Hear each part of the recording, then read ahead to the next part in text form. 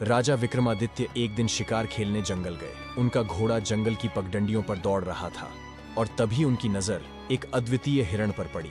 हिरण का शरीर चांदी की तरह चमकता था और उसकी आंखें मानो किसी दिव्य रहस्य को छुपाए हुए थीं। राजा ने तुरंत अपने घोड़े की लगाम खींची और उसका पीछा करने लगे। वह हिरण इतनी फुर्ती से दौड़ रहा था कि राजा को उत्तर, पूरब और पश्चिम की दिशा में ले जाता हुआ दक्षिण की ओर खींच लाया। शाम का समय हो गया था और जंगल की घनी छाया में अंधेरा पसरने लगा था। जब राजा हिरण के बिल्कुल पास पहुंचने वाले थे, वह अचानक रहस्यमय तरीके से गायब हो गया। राजा ने घोड़े को रोककर चारों ओर देखा, लेकिन दूर दूर तक हिरण का कोई नामो निशान नहीं था।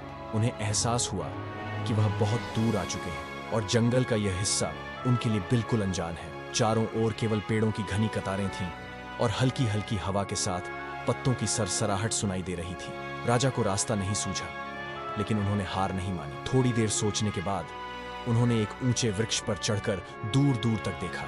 जंगल के बीचों बीच चांदनी रात में एक भव्य महल दमक रहा था। ऐसा प्रतीत हो रहा था जैसे महल किसी जादुई शक्ति से रोशन हो रहा हो। राजा तुरंत अपने घोड़े के पास आए और उसकी लगाम पकड़े महल की ओर चल दिए। जैसे ही वे महल के पास पहुंचे, उन्होंने देखा कि महल के चारों ओर एक अदृश्य चमकती हुई रेखा खिंची हुई थी। उन्होंने घोड़े को महल के बाहर एक पेड़ से बांधा और साहस के साथ महल के विशाल द्वार के पास पहुंचे।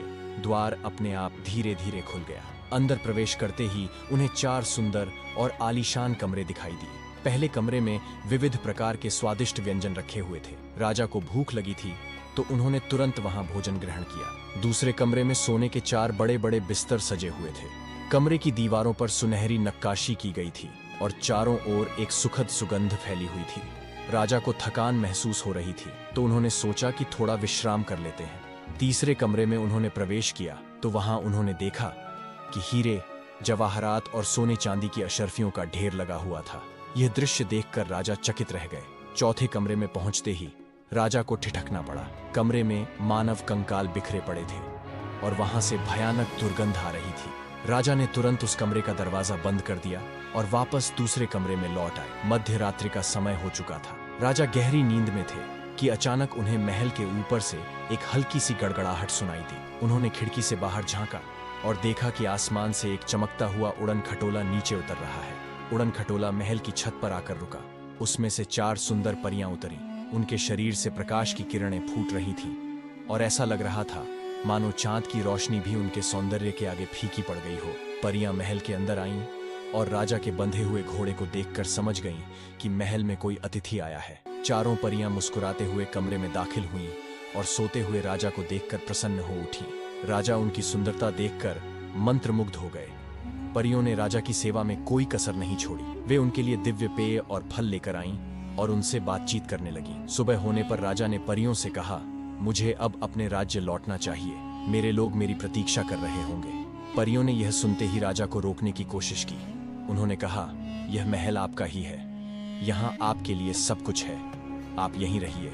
राजा को यह प्रस्ताव अजीब लगा, लेकिन उन्होंने विनम्रता से मना कर दिया। तीनों बड़ी परियां किसी भी तरह राजा को रोकने की कोशिश कर रही थीं। वे अपने जादुई तरीके से उन्हें रुकने के लिए मनाने लगी। चौथी और सबसे छोटी परी ने राजा से अलग से बात की। उसने कहा, राजा साहब, मैं आपकी मदद करना चाहती हूँ। मेरी तीनों बहनें आपको यहाँ रोकने की कोशिश कर रही हैं, लेकिन उनके इरादे नेक नहीं हैं। राजा ने हैरानी से पूछा, ऐसा क्यों? क्या हो सकता है? परी ने धीरे धीरे कहा, पूर्णिमा की रात को हमारा एक त्योहार आता है। उस रात हमारी बड़ी तीनों बहनें बेहद खतरनाक बन जाती हैं। वे किसी भी इंसान को जिंदा नहीं छोड़ती। वे आपको मारकर खा जाएंगी। मैं नहीं चाहती कि ऐसा हो। राजा ने गहरी सांस ली और पूछा, तुम मुझे क्यों बचाना चाहती हो? परी ने जवाब दिया, क्योंकि मैं आपसे प्रेम करने लगी हूँ। मैं नहीं चाहती कि आपको कोई नुकसान हो। राजा ने परी की बातों को गंभीरता से लिया और उससे पूछा, तुम मुझे बचाने में कैसे मदद करोगी? परी ने कहा, महल के नीचे एक गुप्त सुरंग है। मैं आपको वहां से बाहर निकलने का रास्ता दिखाऊंगी, लेकिन आपको मेरी एक बात माननी होगी। राजा ने पूछा, क्या बात? परी ने कहा, आपको इस महल से दूर जाने के बाद कभी पलटकर नहीं देखना होगा, चाहे कुछ भी हो जाए। अगर आपने पलटकर देखा तो मैं और आप दोनों तबाह हो जाएंगे। राजा ने उसकी बात मान ली। पूर्णिमा की रात आने से पहले ही परी ने राजा को गुप्त सुरंग का रास्ता दिखाया।